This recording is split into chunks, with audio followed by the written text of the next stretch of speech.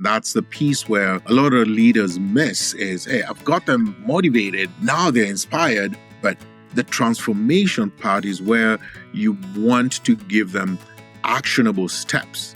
This is now what we're going to do to multiply, to transform. And as I coach and as I speak, I use those 3 key pillars or 3 key points is we don't want to leave them hanging at the inspiration point. We have a bias towards action. So as a result, we've got to give them actionable steps that then transform them. Because as a leader, what you're trying to do with your communication is to multiply, is to transform, is to get results. And that's how you do it.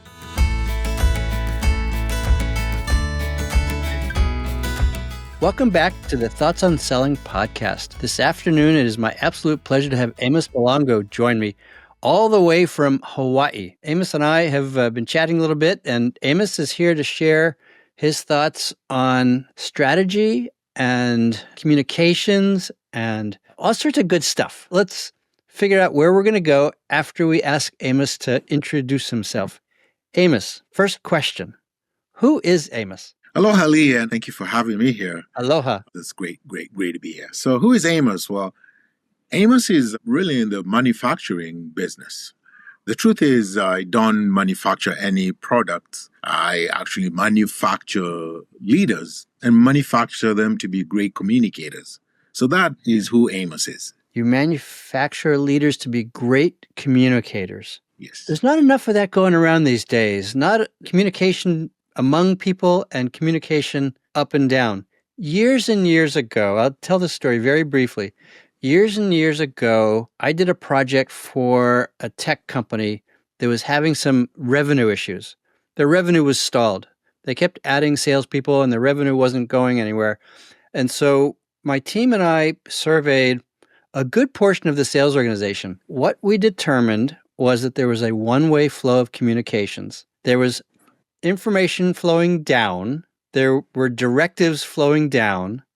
There was no feedback coming back up. And so it reminded me just a little bit of the old phrase, the beatings will continue until morale improves. Oi.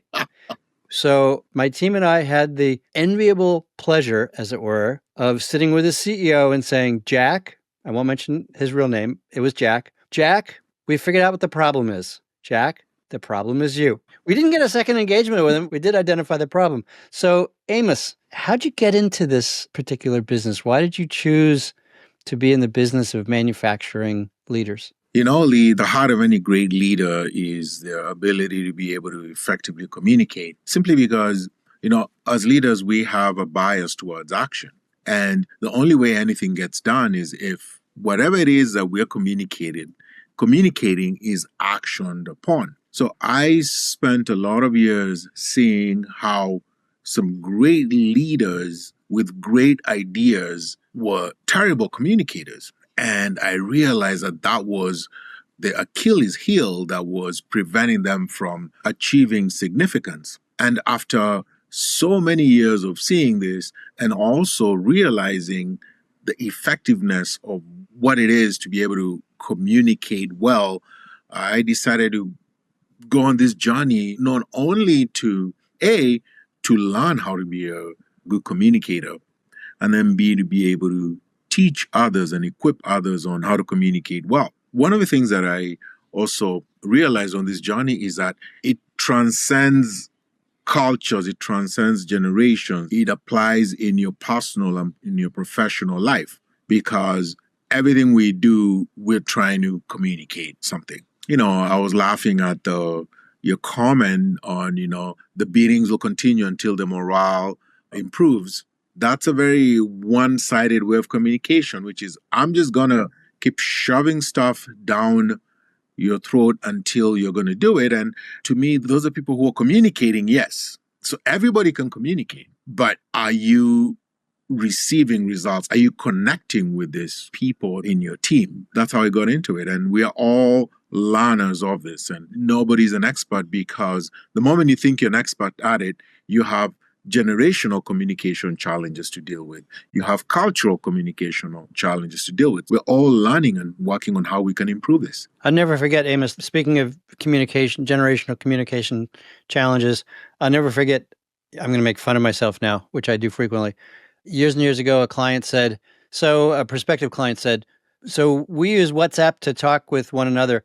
And I said, what's that? They said, never mind, you're out. Because I wasn't a WhatsApp user. They said, if you don't know what it is, you're out. Yeah. You're a different generation.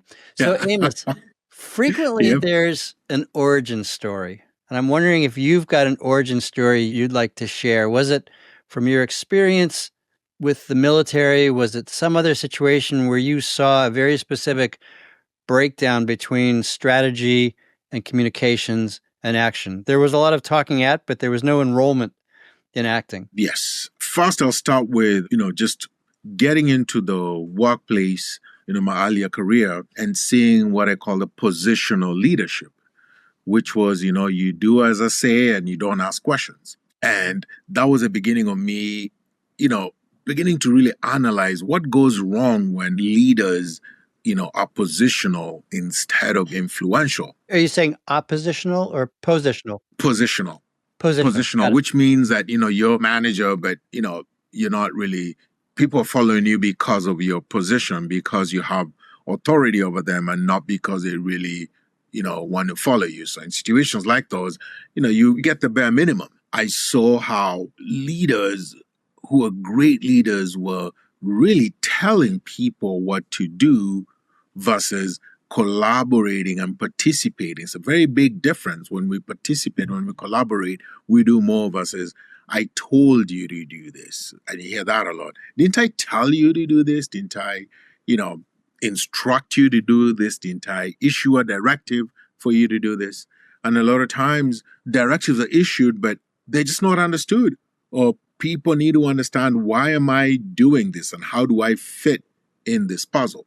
And so that was the beginning of some of these disconnects that I saw in, at the beginning, and decided I really need to begin to pay attention to this communication thing because, they always say, you want to use bad experiences and learn from them. And it's good to have bad bosses, if I will, because the mistakes they make, you learn from them and you may not pay the ultimate price that they paid because they shook the bushes for you. That's really interesting. I'm going to have to go back and rethink all the crazy bosses I worked for and go send them thank you notes. Take back everything else they said and send them thank you notes because they helped shape me. Absolutely. So that's fascinating. So you saw this as, I'm going to put words in your mouth, Amos, and I apologize in advance. So you saw an opportunity to create a different way of being for leaders, and you took it on yourself to go make that happen, as it were. That's correct, Lee. The second point to this whole, origin, if I will, origin story, how I got into this was there was some leaders that really focused so much on complexity. Great ideas, great messages, but very complex to the point whereby, well, we love our leader, we want to follow him, but man, we don't understand what they're trying to do. We can't break down what they're trying to say. So that's another piece that I could see in the workplace was it's too complicated. We want to do this, but it's too complicated. And a lot of times people don't realize that simplicity is what gets things done. When it's simple enough, they can action, on it. Because we sometimes are so focused on the complexities of things that, yes, the complexities impress. And you hear people saying, well, that person knows their stuff. But is it only them who know their stuff? Does their team know the same stuff? Because that's a situation where the complexity really impresses. But I look at it this way. I want to simplify communication because at the end of the day, I don't want to impress. I want to mobilize. And when you simplify, you're mobilizing versus just impressing because your team will take action because they understand, what you're trying to do and where you're trying to lead them. Yeah, impressing comes from the ego. Motivation comes from the desire to cause results to happen. I talk about the difference between communication and enrollment. Communicating is talking at people.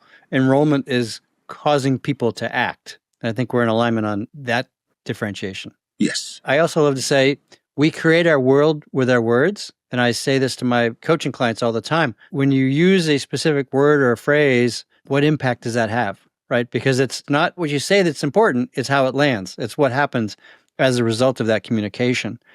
And so I pick my words very carefully. And there are two words that I never use. All right. I try never to use. One is the word try, and the other is the word hope, because there's no commitment in either of those. So I try and I hope that I never use either of those words. Amos. But you just did. I know for a fact. I'm creating a convoluted world with my words. So great communication is simple. I think I heard you say some version of that. It's simple because then it's easily understood. If the recipient needs to spend 20 minutes parsing what was said, they're not enrolled. Then it's too intellectual. Absolutely. They've got to be able to, with your communication, you have to be able to motivate them, get them interested, so that way you at least evoked that emotion. Okay, I'm motivated, I'm excited, I'm charged up, I'm ready to go. And once they're there, the next thing is, hey, we want to inspire them. We want that inspiration to come from within, because motivation is an outside job and inspiration is an inside job. Yeah, motivation is an outside job. It comes from elsewhere, and inspiration comes from within. I'm inspired to do something. You've motivated me, now I'm inspired. Absolutely. And then now from the inspiration piece, we want to transform. And that's the piece where a lot of leaders miss is, hey, I've got them motivated. Now they're inspired. But the transformation part is where you want to give them actionable steps. This is now what we're going to do to multiply, to transform. And as I coach and as I speak, I use those 3 key pillars or 3 key points. Is we don't want to leave them hanging at the inspiration point. We have a bias towards action. So as a result, we've got to give them actionable steps that then transform them. Because as a leader, what you're trying to do with your communication is to multiply, is to transform, is to get results. Mm-hmm. And that's how you do it. Interesting. So let's dig a bit deeper into that third part. It's motivate, inspire, and then transform. Correct. When you talk about transformation, what specifically are you thinking of, Amos? Transformation to me means that we are better off than where we were when we started at the motivation point. We are better off because we just don't communicate to communicate. We communicate for an end result. What is that end result? Because prior to communicating or engaging in the communication, there was something we wanted to achieve. Got it. And whatever it is, we're achieving it at the transformation piece. And then from there, we're multiplying it. So I think about a coaching client who calls on regional hospitals. He wants to motivate the executives at the hospital to improve patient outcomes, right? And he sells technology products. He wants to motivate them to improve patient outcomes. Now, it's not like the executives aren't sitting around all day thinking, how can we improve patient outcomes, right? That's top of mind for them. The difference, I think, is that someone who comes in with a different perspective can inform and inspire people to act differently to get different results. It's some version of we keep doing the same thing and we're expecting different results, right? That's the definition of insanity. Right. So I just recently read a book called Think Better, and it talks about the difference between productive thinking, which is the incremental thinking that many managers will undertake of we're at 110, we want to get to 112, right? So it's incremental. And that's reproductive thinking. We're going to reproduce what we did and do it a little bit better. And then the writers talk about productive thinking, which is inspirational or thinking differently, thinking out of box, so to speak, of, well, we were at 110. If we did something totally different, we could be at 300, not 112, not 114, but 300. And sometimes that requires people to go off in the woods and talk about stuff together. Sometimes it requires an outside thinker without the same constraints as the people on the team to say, okay, other people have done this. Have you thought about that? No, we've been thinking incrementally. Right. So this is where leadership can come in, whether it's organizational leadership or whether it's an outsider providing a leadership example of, why don't you try this? Or why don't we do this differently? Personally, that's what I love both about coaching and about sales. I had another podcaster, Jeff Lipsius, another podcast guest join at the beginning of this year. Jeff said, the purpose of selling is not selling. The purpose of selling is buying. His perspective is we want to help motivate and inspire people to act differently, not for our benefit. Right. And yeah, we get a commission, not for our benefit, for their benefit. So we're not here to sell to them. We're here to help them buy. And the transformation is not them buying, because that's just a single point in time.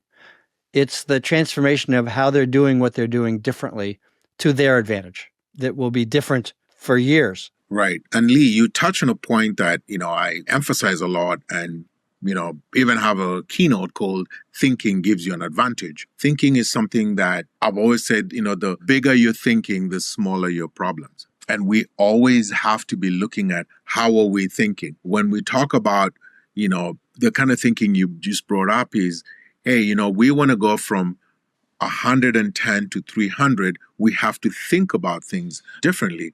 And that is more of, the incremental way of doing it is more of a goal-oriented way of thinking, where I'm going to hit a goal and I'm going to hit a target and then I'm going to go do the next one. And hence the term, you're only as good as your last win. However, what I believe in as a leader is the growth way of thinking, where we are always growing towards our goal versus just trying to hit a target.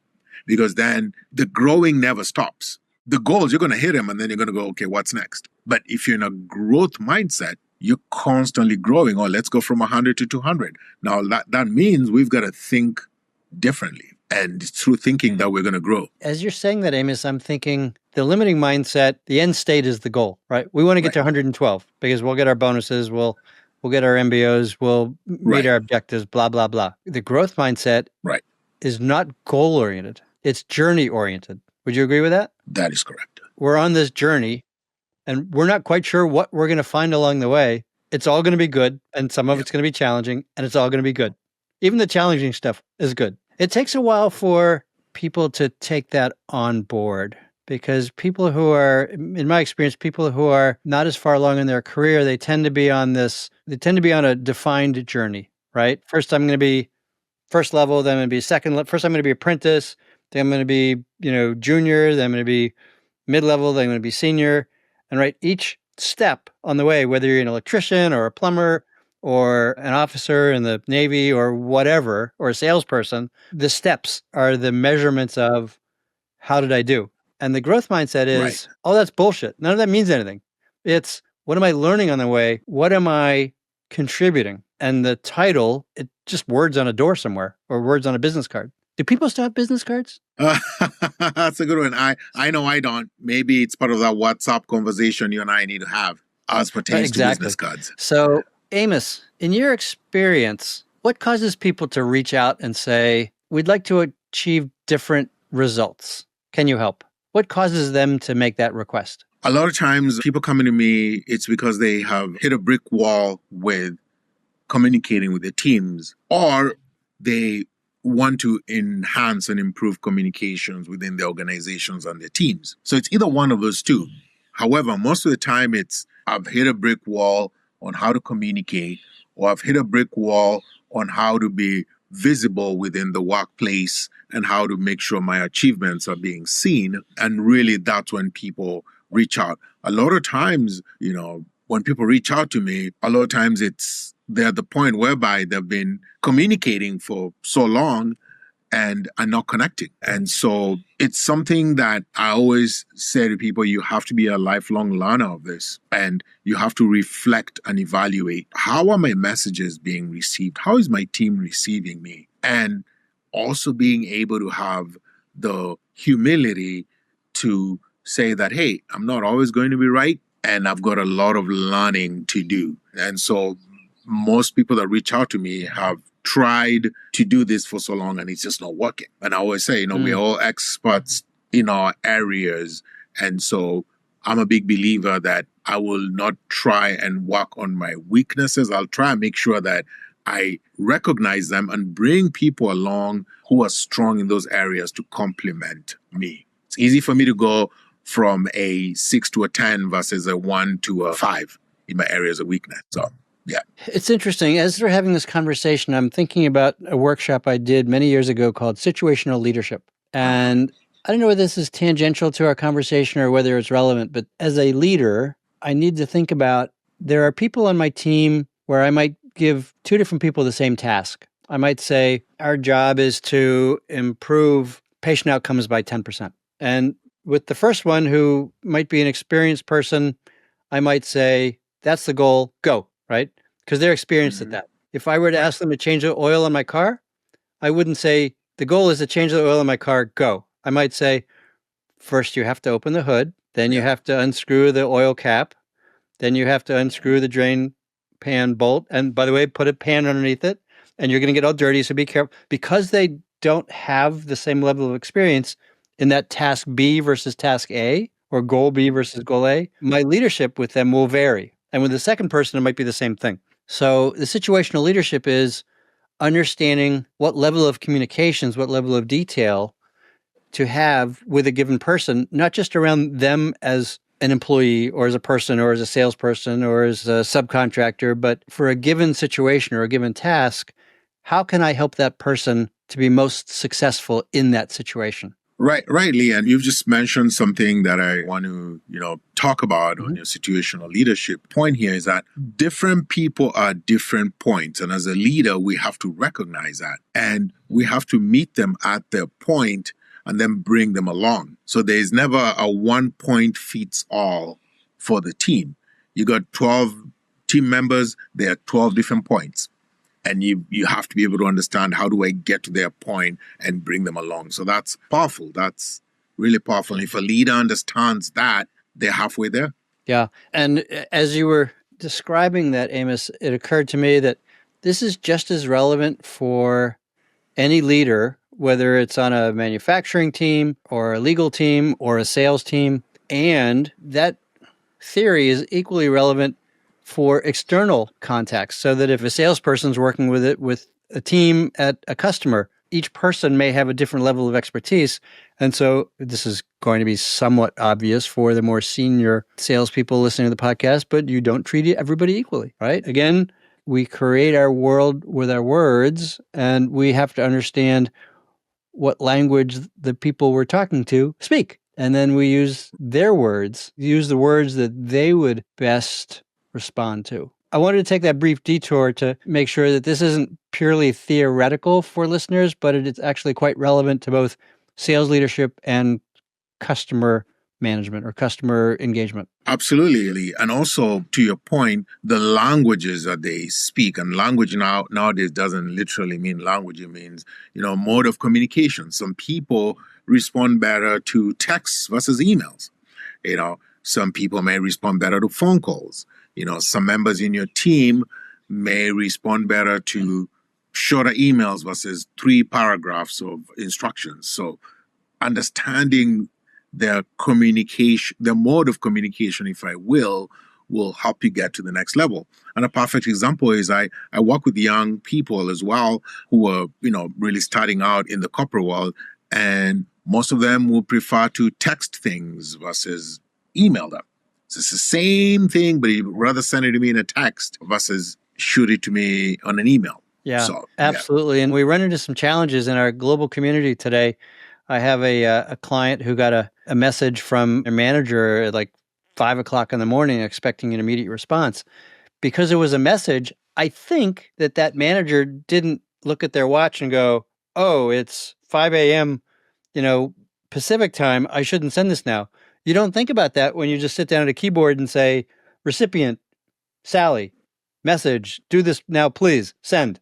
Right? And so we get disconnected from the reality. And some people are good about turning off their devices and notifications when not on work time, and others get caught by it. And this particular client was surprised at 5 o'clock in the morning on her way to the gym that her manager was asking her for something. And if that happened to me, I would have put my phone down and continued on to the gym.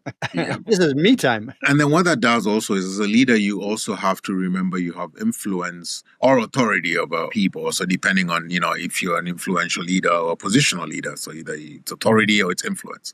So you have to be very cognizant of that. If I'm sending somebody a text message at 5 a.m., there's some that might not pay attention to it, and there's some who might be like, oh my goodness, my boss is sending me this message at 5 a.m. I have to respond in the next 30 minutes or so. So that's a leadership thing where we need to be very aware that we're in leadership and how it is going to be received. And it might be received again very differently across the board. Simple things like respecting the boundaries of time, respecting the boundaries of language. There are people who I do not swear in front of. There are others for whom I do, because of my understanding of the kind of communication they prefer to receive and the kind of communication that doesn't work for them. It's on us as communicators to tailor our communications in a way that we create maximum inspiration. If I swear a lot in front of someone who isn't accustomed to that, the words in between the swear words are going to get tuned out. And we are in the business of valuing, not devaluing. So we work so hard to equip people. The last thing we want to do is devalue what we have to say because we did not understand situational leadership, if I will. That's right. I once had a regional manager in Philadelphia mention to me, we don't use that word here. It's like, wait, I can't use that word as far north as Philadelphia? No, we don't use that word here. It's like, okay, really? That was the word you chose? Not to be good with? Okay, whatever. All right. It was one of the 7 words that George Carlin, when he goes through the 7 words you can't say on TV, but not one of the classic swear words. But, so Amos, what are you doing these days? Tell us about the work that you do. What's your sweet spot? Well, my sweet spot lately has been getting on stages and speaking about communication and leadership. I just released a book called A Voice Empowered that really takes you on a journey and it's my story about how I went from, that kid who couldn't speak about his ideas and, would sit by the coffee machine and give ideas to people, and I would hear them in the boardroom and be like, whoa, wait, that was my idea. So went from being that kid to being able to empower myself with my voice and use my words as a tool for leadership. So that's been great. I've also been doing some podcasting. I have a podcast called Journeys of Inspiration that focuses on, let's take this journey together, and the destination is not as important as the journey. And it's designed to really have folks look at the growth aspect. How are we growing? How are we learning? Because in this day and age, so often we're focused on the destination. Let's just get there, but not realizing that the value is in the journey. So that's been keeping me, busy. And for me, every time I have an opportunity to reach out to people and equip them and empower them, it's a good day. Yeah. So you and I are part of the very small community worldwide that loves getting up on stage and talking in front of a lot of people. Most of the rest of the world would prefer to have a root canal than to be put on stage in front of a group of 30 people or more. And you and I, we hunger for that opportunity to share our perspectives, right? Absolutely. And, you talk about a root canal. I mean, there's some people who fear public speaking more than death, which really means they would rather be in the casket than deliver the eulogy. That's alien to my thought processes. The one odd experience I had in speaking a while ago, I had been speaking in front of the same group for a number of years, and then they changed the setup. So the room was dark and there were floor lights in front. And I walked up on stage and I knew there were 1,000 people in the auditorium. I couldn't see a single one of them. It was similar to being on Zoom presenting on Zoom for the first time, where you're just speaking to a screen, but there's no feedback. I love having the eye contact, one person holding that eye contact and holding that eye contact and holding it and telling the story to individuals. And just having that big dark room was momentarily disconcerting. I don't know if you've had that same experience. I think for me, I was delivering a keynote I'd say just about a couple of years ago almost. And he was overseas. As I'm getting ready to walk on stage, handed a note of something that happened within the company. And this was a group of about 500 people. And I was handed a note on some events that had happened that, I needed to be aware of. And as I'm getting ready to be introduced, I am thinking, well, there goes my keynote. I have to come up with, something different or be able to change the mood, because what I was going to say would definitely not have landed or been received given what was going on in the company. And this is stuff that had just happened within a few hours of me arriving to the event. So you make it conversational. You just have those I look at keynote speaking as a conversation with people who want to learn and you want to learn from them. So, but yes, we as speakers have had many of those moments. I was facilitating a workshop. Yeah. It's the week of mid-April 2013. We had the first day of the workshop, and then Tuesday morning, 2 of our members couldn't make it to the workshop, and everyone else was sitting in the room shell-shocked. It was the day after the Boston Marathon bombings. We were just outside of Boston, and literally 2 of the people couldn't leave their hotels because of the police presence in Boston and Watertown. And as a facilitator, I stood up and I sensed that, as you described, that there was something that had happened that you needed to accommodate at minimum. My situation, because I had 22 people all looking shell-shocked, I said, let's spend a few minutes addressing the elephant in the room, right? Instead of pretending that it hadn't happened or moving forward like business as usual, if it's on people's minds, let's give them the grace to cover it and move forward. That turned out to be a good decision. We were able to create a clearing and move forward. Having that awareness of what's going on. And fortunately, you got that note, because otherwise you could have been, wandering out into the wilderness with people going, he just doesn't understand what's going on. And fortunately, you did. So you were able to accommodate that. Absolutely. And in that case, I would just have been communicating, but I never would have connected with the audience. So if people are interested in connecting with you, what's your ideal client? My ideal client is anybody that wants to improve the way they communicate. And be it teams, be it in, communicating with their superiors or communicating both up and down. Anybody that wants to develop visibility in the workplace. You're either visible or you're invisible in the workplace. And in this day and age, visibility has become an important aspect of upward mobility career-wise. So it's executives or, mid-level managers or senior executives saying, hey, I'm just not visible. I need to work on my visibility. And then, of course, it's the corporate clients and anybody running events that need leadership or communication speakers. So that's my ideal client. But all I know is that everybody deserves to communicate well and everybody deserves to be led well. And in order to have those two, everybody deserves to have somebody showing them, the way on how you can improve that. So thank you for that. Amos, what advice or coaching would you give to that person who comes up with good ideas and sees them show up later at the executive level without their name attached to it? Well, number one, first advice I'd give them is, hey, give yourself a pat on the back, because somebody thought so highly of your ideas that they took them and repackaged them and sent them as theirs so that basically they could get the credit. So when you're taking credit from someone, it means you value it so much that you can create your own and you're gonna take it and move forward. So number one, congratulate yourself and be like, wow, okay. If you take my ideas and I hear them somewhere else, I'm gonna be like, wow, I know that was mine. And at the end of the day, I always say you can never run away from yourself. And by that, I mean the person that took the idea will always know that that was not theirs, and you will always know that that was yours. So at the end of the day, you've got that inner satisfaction, which I think, is so important. And this has come from my learning experience of, I can't believe, Jason took my idea and he's gotten promoted because I couldn't stand up and speak for myself. And then the second thing would be to look at, how do I make sure that I am being heard? Because I am either not speaking to the right people or speaking in the right forums, or it could be that I am just not able to present my idea. Because there's people who will stand in a room, they've got a great idea, but they just can't land it. Right. So I would begin to work on that. If I've got my executives in front of me, how am I going to make sure that they can get this? And I would give them 3 things, especially when you're trying to land an idea in the corporate world. These are decision makers that do not have a lot of time. There's no time for a lot of stories. So be bold, be brief, but then also be strategic.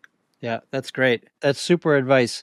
And the name of your book again, Amos, is? Called A Voice Empowered. A Voice Empowered. And your podcast? Journeys of Inspiration.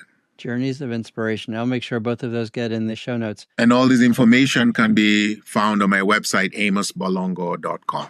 Amos Balongo, BALONGO.com. Yes, sir. Very nice. You just answered my last question. Where can people find you? So visit amosbalongo.com. Amos, this has been an absolute pleasure. I don't want to keep you from the wonderful weather happening in Hawaii right now. So Thank you for your time. Thank you, Lee. You always ask me what's the weather here, and I always say it's 85 degrees and sunny. And we've had many conversations before this, and that answer will always be the same. So check on me in January, and I think it'll be the same thing. I think you're just reading notes from the Tourist Bureau. It's 85 and sunny here on Cape Cod, too. Just not right now. Okay. It's late November at the time of this recording. And silly me, speaking of 85 and sunny, I just put grass seed down because I needed to cover a couple of bare spots. So check with me in January and see how well that, or maybe June, and see how that grass did. The 85 and sunny would be very helpful. I know hope is one of the words you do not like to use, but I want to say I hope your grass grows. I have a strategy for it. I'm going to go talk to it and inspire it so that it transforms from seed to seedlings. Beware of that situational leadership, my friend. The grass is going to look at me and go, "You're not giving us enough information or sunshine." I know. Huh? Amos, it's been a pleasure. Thank you. Thank you, Lee, and you have a wonderful evening. Thanks, you too. All right.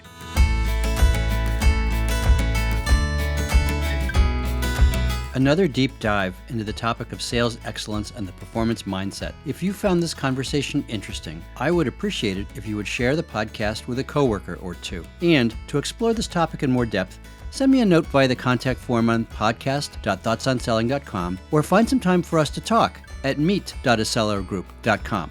Thanks.